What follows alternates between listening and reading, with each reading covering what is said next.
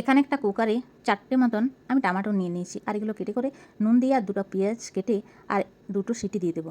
তারপরে আমি একটা গামলাতে আটা চেলে নিচ্ছি চালুনে, দেখো বেশ সুন্দর করে চেলে নিচ্ছি। আর এই আটাটার উপর আবার আমি এখন দেবো লবণ। লবণ দেওয়ার পরে একটু দিব জোয়ান, হাতে মুষ্কি করে দিলে বেশ সুন্দর একটা গন্ধ বের হয়। আর এটা দেওয়ার পরে এখন দেবো 1 কাপ রিফাইন তেল। বেশ সুন্দর করে মুঠো বাঁধা মতন হয়ে গেলে আমার এটা রেডি হয়ে গেছে। এইবারে এখানে এইগুলোর খোসাগুলো ছাড়িয়ে আমি এগুলো পেশে নেব সুন্দর করে। আর এখানে আর 2টো জিনিস দেবো, সেটা হচ্ছে জিরে আর দিব গোলমরিচ। আর সাথে আর একটু দিয়েছিলাম আদা কুচো।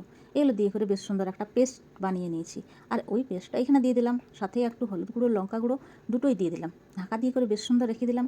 এখানে একটু ঘি নিয়েছি গরম করে, আর ওখানে একটু ময়দা নিয়েছি, এটা কিন্তু আটা নয় ময়দা দিয়েছি, দিয়ে আর বেশ সুন্দর করে গুলে নিলাম। আর এখানে কিছুগুলো রুটি বানিয়ে নিয়েছি, আর এই রুটির উপরে ওই ময়দা দিয়ে গুলে রেখেছিটা একটু একটা একটা করে দিয়ে যাচ্ছি, আর ওইটা লাগিয়ে যাচ্ছি। দেখো সুন্দর সুন্দর করে হাতে করে লাগাতে হবে কিন্তু, তাহলে খুব সুন্দর হবে। এই দেখো 3-4টা রকম বানিয়ে নিয়েছি।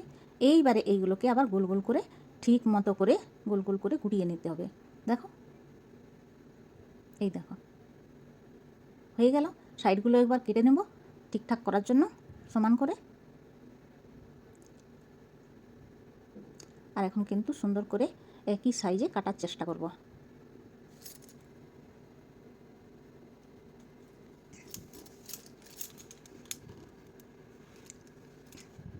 লেগে যাচ্ছে একটু, আবার লাগিয়ে নিচ্ছি চাকুটায়। আর এই দেখো সুন্দর করে কিন্তু আমার কাটা হয়ে গেল।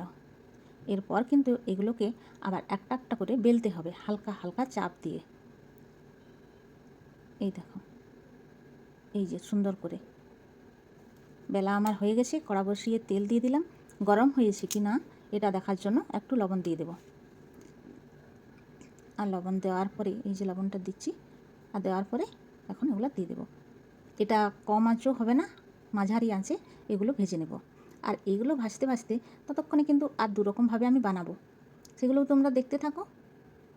এই যে এটা কেটে নিয়েছি, এটা কিন্তু লম্বা লম্বা করে কাটবো, নিমকির সাইজ।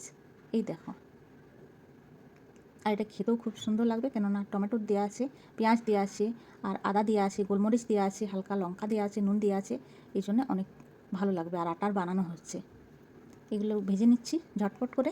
আর এক ধরনের আমি বানাচ্ছি, সেটাও দেখো, ওটা একটা অন্যরকম ডিজাইন। এই দেখো এরকম তোমরাও বানাবে। আর কোথা থেকে ভিডিওটা দেখছো একটু বলবে, আমার ভিডিও কেমন লাগে সেটাও বলবে।